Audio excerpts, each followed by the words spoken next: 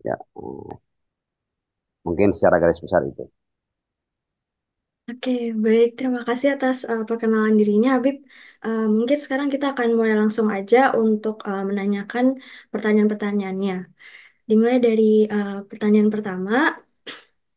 eh, Menurut Habib, apa itu konsep Allah atau Tuhan dalam agama Habib? Iya, jadi sebenarnya konsep Tuhan itu adalah konsep yang sifatnya sangat rasional ya. Jadi ada orang yang sampai kepada Tuhan ya melalui pembuktian-pembuktian yang sifatnya teologis dalam premis-premis logika dan filsafat yang tinggi. Tapi sebenarnya secara umum di dunia ini kita menemukan bahwa mayoritas umat manusia itu bertuhan. Kenapa? Karena bertuhan itu adalah sesuatu yang sesuai dengan fitrah. Artinya memang eksistensi ini akan menarik kita kepada Tuhan. Sederhananya, saya kasih perumpamaan, pernah ada orang yang tinggal di padang pasir itu, ketika ada yang bertanya kepadanya, bagaimana engkau meyakini bahwa Tuhan itu ada, sementara engkau tidak melihat Tuhan, tidak mendengar Tuhan, tidak bersentuhan langsung dengan Tuhan, dia hanya berkata bahwa kami ini di padang pasir, kalau melihat ada jejak-jejak seperti onta atau kemudian kuda atau kemudian keledai, meskipun kita tidak melihat ada kafilah yang berjalan, ada keledai yang berjalan, kita cukup melihat uh, pijakan kaki mereka itu kita paham bahwa pasti ada kafilah yang baru saja lewat. Nah, sementara alam semesta ini terbentang keberadaan yang begitu luas, ya langit yang menjulang, kemudian bumi dengan segala macam keberadaan yang ada dan keteraturan yang ada di dalam alam semesta ini, kami yakin ada kekuatan di balik itu yang mendesain dan menciptakannya. Jadi semudah itu sebenarnya konsep Tuhan dalam agama saya dan dalam keyakinan saya. Baik, selanjutnya untuk pertanyaan kedua akan dibacakan oleh rekan saya ya. Baik, terima kasih untuk kesempatan kali ini. Untuk pertanyaan kedua, saya akan bertanya kembali kepada Habib. Kalau konsep manusia dalam agama Islam itu bagaimana? Ya, karena yang ditanya agama Islam, jadi agama Islam itu adalah sebuah agama. Jadi sebenarnya kalau saya lebih luas dulu ya. Sekarang kenapa sih agama? Karena agama itu bedanya dengan selain agama. Kalau agama itu kan diklaim ajaran Tuhan. Ya, yang kita sebut agama itu adalah ajaran Tuhan. Nah, manusia ketika dia melihat dirinya, ya, ini saya akan mulai dengan hal-hal yang sangat sederhana saja, tapi insya Allah singkat. Kita ini kalau melihat diri kita dan kita jujur melihat diri kita melihat bahwa semua yang ada dalam diri kita ini kita tidak terlibat sama sekali. Kita mendapatkannya seluruhnya sebagai gift, sebagai anugerah. Ya, bahkan sehelai rambut di kepala kita ini kita tidak punya sumbangsi apa-apa. Kita benar-benar mendapatkan eksistensi ini 100% sebagai anugerah. Kita tidak terlibat sama sekali di dalam penciptaannya, ya, perencanaannya, ya, bahkan kita tidak milih. Kita ini bahkan akan merupakan bagian dari keberadaan sebagai manusia atau sebagai yang lain. Enggak. Kita tiba-tiba sebagai manusia. Kita tidak punya pilihan itu. Sebagai laki-laki dan wanita kita juga tidak punya pilihan itu. Kita lahir dari etnis apa kita juga tidak punya pilihan itu. Ya. Kita lahir dengan berbagai macam kebutuhan seperti kita butuh makan, butuh oksigen, butuh minum dan lain sebagainya itu juga kita kita terima sebagai gift yang harus kita jalani. Jadi ketika kita melihat diri kita, ternyata kalau kita jujur ya, ternyata kita tidak menemukan diri kita. Kita hanya menemukan bahwa ada yang memberikan ini. Karena saya tidak terlibat sama sekali. Saya tidak terlibat 0, sekian persen pun dalam keberadaan diri saya. Karena itu manusia yang jujur melihat dirinya, maka hal pertama yang harus dia cari adalah siapa yang menjadi dalang keberadaan saya. Ternyata saya tidak terlibat sama sekali. Nah, dari situlah muncul konsep ketuhanan. Dan karena yang paling penting dalam wujud ini adalah siapa yang mencipta. Karena itu manusia kemudian sibuk untuk menjalin hubungan dengan Tuhan. Bagaimana saya bisa mendengar kira-kira yang menciptakan saya ini apa tujuannya? Kenapa saya diciptakan? Untuk apa saya diciptakan? Saya ini sedang diberi tugas apa? Untuk apa saya diberi mata, diberi telinga, dan lain sebagainya? Intinya, ketika dia hendak menafsirkan kehidupannya, maka dia akan berusaha mencari dari mana keberadaannya. Ya, dan dari situ kemudian ketika manusia ya dia tidak bisa langsung menjalin hubungan dengan Tuhan, maka dia akan mencari siapa orang yang bisa menjalin hubungan dengan Tuhan. Dari situlah muncul konsep kerasulan, konsep kenabian, karena mereka adalah orang-orang yang dengan bukti-bukti tertentu mempunyai hubungan dan jalinan dengan Tuhan. Jadi sebenarnya kita apa namanya itu merujuk kepada rasul, kepada nabi itu dikarenakan mereka punya kemampuan untuk mendapatkan wahyu dari Tuhan. Seandainya kita sendiri bisa, mungkin kita tidak perlu dengan Tuhan. Tapi kita paham bahwa saya tidak punya keterlibatan sedikit pun dalam keberadaan diri saya. Saya sebagai manusia, saya secara jujur melihat bahwa seluruh wujud saya ini adalah gift. Maka sebenarnya saya tidak ada, yang ada itu giver, sang pemberi keberadaan. Dan karena itu, yang paling penting saya hubungi adalah siapa yang menjadi dalang keberadaan diri saya. Dan karena saya sendiri tidak bisa, maka saya mencari siapa orang yang bisa. Dari situlah kemudian muncul konsep kenabian dan kerasulan. Tentu dalam hal ini ada orang-orang yang mendakwa dirinya sebagai nabi, ada yang asli dan ada yang palsu. Dan itu kita sudah diberi perangkat yang cukup oleh Tuhan, akal, pikiran, nurani, ya, kemampuan untuk menilai, ya, untuk menimbang, untuk memilih, ya, sehingga kita bisa memastikan mana yang asli dan mana yang palsu. Jadi manusia ketika dia menyadari dirinya, maka dia tidak punya agenda yang lebih penting daripada dia mencari kenapa saya diciptakan, kenapa saya diadakan. Oke, baik. Jawabannya sangat baik ya. Um, untuk pertanyaan ketiga, menurut Habib, kenapa manusia itu butuh agama? Itu tadi, ya, saya hendak mengatakan bahwa uh, sebenarnya apa sih beda agama dengan selain agama? Agama itu adalah ajaran Tuhan. Nah, ketika kita tadi ya, dari keterangan tadi itu kan, ketika kita menyadari bahwa manusia dan manusia-manusia lain seperti saya juga, mereka juga sama dengan saya. Mereka tidak terlibat sama sekali dalam keberadaan ini. Mereka tidak punya sumbangsi apapun, bahkan untuk menumbuhkan satu rumput pun, ya, satu partikel oksigen pun mereka tidak ikut menciptakan, ya. Jadi semuanya sama dengan kita. Karena itu yang paling penting dalam kehidupan ini siapa yang behind, ya, yang di belakang keberadaan ini, ya.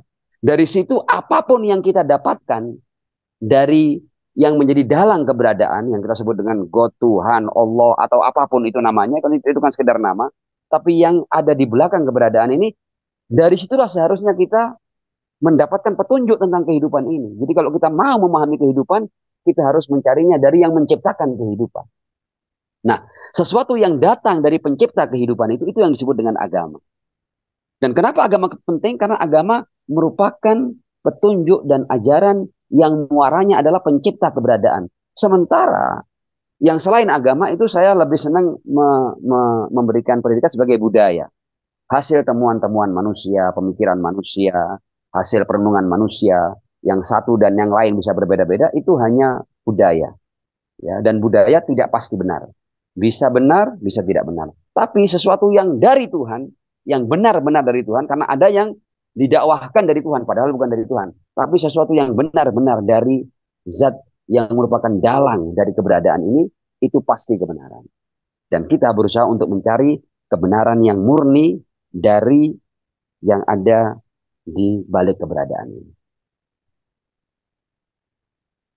Jadi agama adalah satu konsep kehidupan yang paling murni, yang paling pure. Ketika kita bisa memastikan bahwa ajaran ini benar-benar dari Tuhan, ya, bukan yang didakwahkan atau mengatasnamakan Tuhan. Karena ada banyak agama kan, ya kan. Bahkan dalam satu agama itu ada yang bercampur, ada yang ajaran Tuhan yang murni, ada ajaran yang kemudian di atasnamakan Tuhan. Pemikiran manusia tapi dinisbatkan kepada agama. Dan ini tidak peduli apakah itu agama Islam atau agama-agama yang lain. Di dalam Islam, agama ini juga sudah banyak kontaminasinya, banyak campur tangannya. Ada banyak yang tidak murni dari agama Islam. Tapi yang benar dan yang baik adalah yang benar-benar murni dari Tuhan. Dan benar-benar disampaikan oleh utusan resmi Tuhan. Oke, terima Bisa di, kasih. ya. Ya, untuk pertanyaan selanjutnya silakan Prana. Baik, terima kasih. Untuk pertanyaan dari saya selanjutnya, dari perspektif Bapak Habib, untuk tujuan beragama itu apakah? Iya, kita ini kan di dalam hidup ini kan kita sudah kenal dengan hal yang namanya kebenaran dan kebatilan, yang baik dan yang buruk, yang benar dan yang salah. Tentu orang yang masih mempunyai logika yang sehat, pasti ketika dihadapkan pada pilihan, Anda mau pilih yang benar atau yang salah? Pasti orang akan mengatakan, kami akan pilih yang benar. Anda mau pilih yang baik atau pilih yang buruk? Pasti orang akan mengatakan, dia akan memilih yang baik. Nah, sekarang permasalahannya, kita akan mendapatkan kebenaran dan kebaikan dari siapa? Siapa? Siapa yang bisa menjelaskan apa itu kebenaran dan apa itu keburukan? Ya, kalau kita kembalikan kepada manusia, manusia berbeda pendapat. Manusia biasa ini berbeda pendapat tentang apa itu kebaikan, tentang apa itu keburukan, tentang apa itu kebenaran, tentang apa itu kebatilan. Karenanya manusia harus kembali kepada Tuhan. Nah, kembali kepada Tuhan berarti kembali kepada para utusan Tuhan. Ya. Sehingga dari utusan Tuhan itu kita akan mendapatkan kebenaran dan kebaikan yang murni. Oke, Dan itu menjadi tanggung jawab kita untuk mencari kira-kira siapa yang benar-benar merupakan utusan Tuhan. Siapa yang benar-benar membawakan ajaran yang murni. oke, ya terima kasih Pak. Untuk pertanyaan selanjutnya, eh, ini mengenai dosa nih Pak Habib. Menurut Habib, apa itu dosa dan bagaimana konsepnya? Lalu ini juga menyambung ke pertanyaan selanjutnya, mengapa manusia berdosa dan melakukan kesalahan dan berbuat jahat? Nah, seperti itu. Ya, jadi sebenarnya kembali kepada hal-hal yang sederhana tadi itu. Ya, kita ini sebenarnya dosa itu kan hanya sebuah nama. Jadi dosa itu adalah keburukan. Jadi apapun itu yang masuk dalam kategori keburukan, kejahatan, hal-hal yang negatif itu dosa. Ya, hal-hal ya yang masuk dalam hal-hal yang negatif itu kita sebut dengan dosa. Bahkan orang yang katakanlah tidak percaya dengan Tuhan dan tidak percaya dengan agama, mereka percaya dengan kejahatan dan keburukan, bahwa ada kejahatan, ada keburukan, ada kebaikan. Jadi kalau mau ditanya apa itu dosa, dosa adalah apapun yang memang dia adalah benar-benar keburukan, kejahatan. Silakan di apa namanya itu ditambah. Kira-kira apa saja itu yang merupakan kejahatan. Dan manusia, luar biasanya manusia ini dicipta. Kita ini ketika melihat diri kita, kita ini subhanallah, kita ini punya kemampuan untuk menilai. Kita tahu mana yang baik secara umum loh ya. Boleh jadi kita tidak tahu seluruh kebaikan dan seluruh keburukan. Boleh jadi kita tidak tahu seluruh kebenaran dan seluruh kebatilan. Tapi seandainya ada banyak kebenaran dan ada banyak kebaikan yang umat manusia tidak peduli apapun agamanya, mereka sepakat. Contoh umpamanya, mengambil hak orang lain, merampas hak orang lain. Ya, orang bahkan tidak perlu beragama untuk paham bahwa itu adalah keburukan. Ya, nah, jadi manusia dia punya kemampuan dan ini semua manusia seperti itu punya kemampuan untuk melihat mana yang baik dan mana yang buruk dan hal-hal yang buruk itu kemudian masuk dalam kategori dosa. Nah, kalau kemudian ditanya, kenapa manusia kemudian bisa berbuat dosa? Nah, memang ya, ini kan kalau kita mau kembali kepada ajaran agama, kita akan memahami bahwa kita dicipta sebagai manusia ini memang kita sebagai makhluk yang terbaik. Dibandingkan dengan ciptaan-ciptaan yang lain, makhluk yang paling paripurna adalah manusia.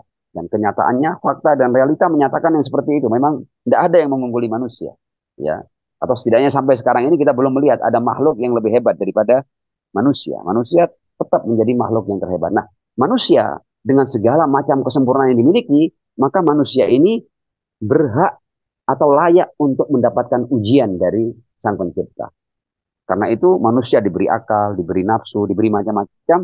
Nah, manusia ya yang memenangkan akal sehatnya atas nafsunya, maka dia akan cenderung mengisi hari-harinya dengan kebaikan dan menghindarkan dirinya dari berbagai macam keburukan.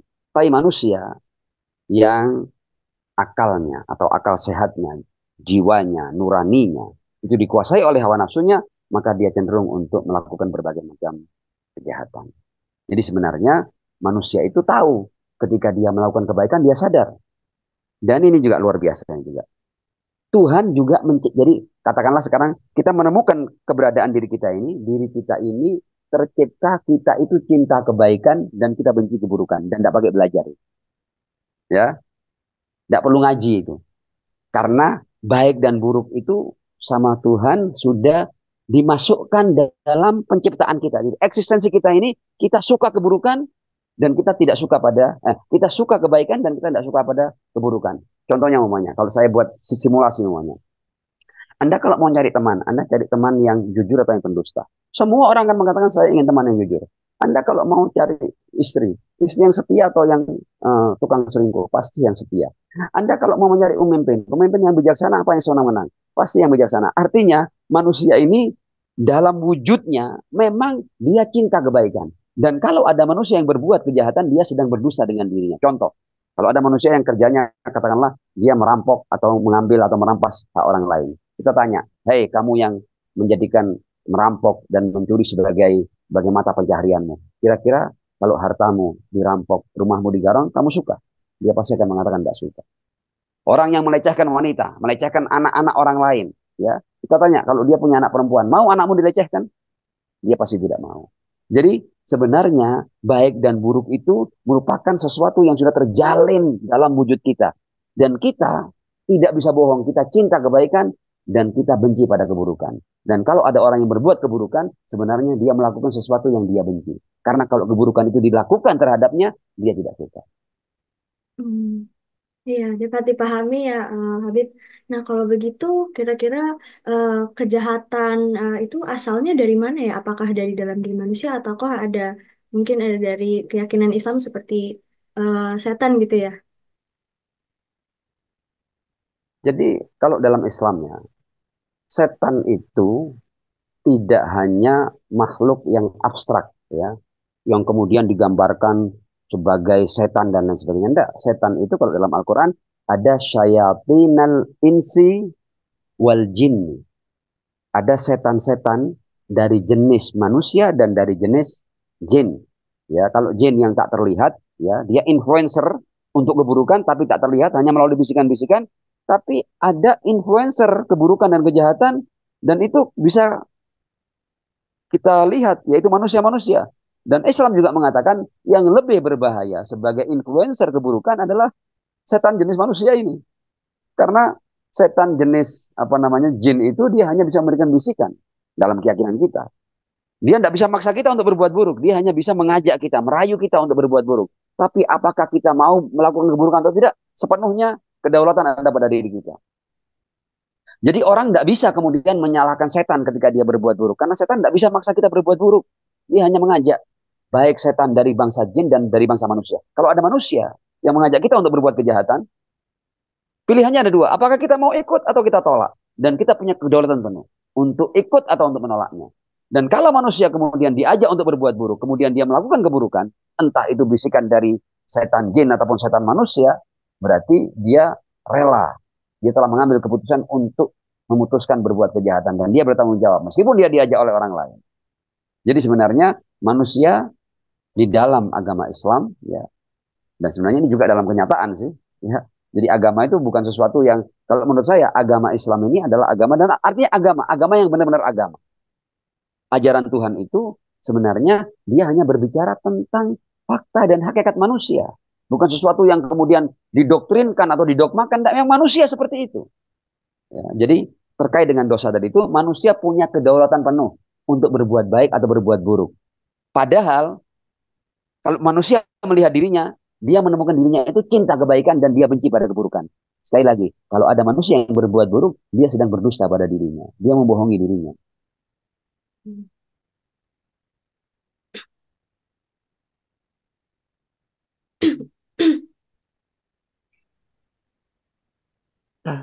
Baik, untuk pertanyaan selanjutnya dari saya, menurut Bapak Habib, untuk konsep keselamatan itu seperti apa? Dan keselamatan dalam agama Islam itu jalannya untuk mencapai itu jalannya bagaimanakah?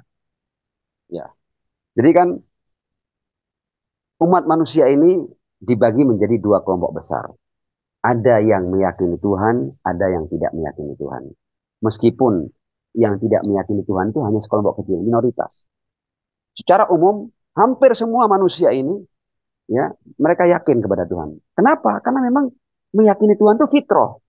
Sama dengan tadi itu, orang tidak bisa dia ketika melihat jejak apa namanya itu eh, kuda ataupun jejak onta di padang pasir, kemudian dia tidak sampai kepada bahwa tadi ada kafilah yang berjalan. Jadi alam semesta ini sudah secara fitrah, secara logika mengajak kita bahwa ada yang mendesainnya, ada yang menciptakannya.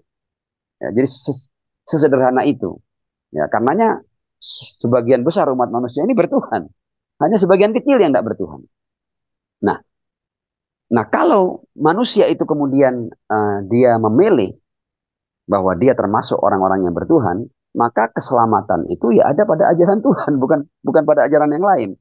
Jadi kalau kita mau bandingkan sebuah prinsip kehidupan yang diberikan oleh yang menciptakan keberadaan dengan prinsip kehidupan yang dibuat oleh manusia, sudah jelas tidak level ini. Jadi prinsip kehidupan yang dari Tuhan itulah yang memberikan jaminan keselamatan. Jadi keselamatan adalah bagaimana kita mampu hidup dengan ajaran Tuhan. Jadi kalau ada orang yang yakin, kalau orang yang tidak yakin pada Tuhan, ya memang dia terserah dia mau ngapain, terserah dia. Oh, dia tidak yakin kok. Tapi kalau orang yang yakin pada Tuhan, maka dia harus mencari apa ajaran Tuhan tentang kehidupan ini. Dan disitulah letak keselamatan.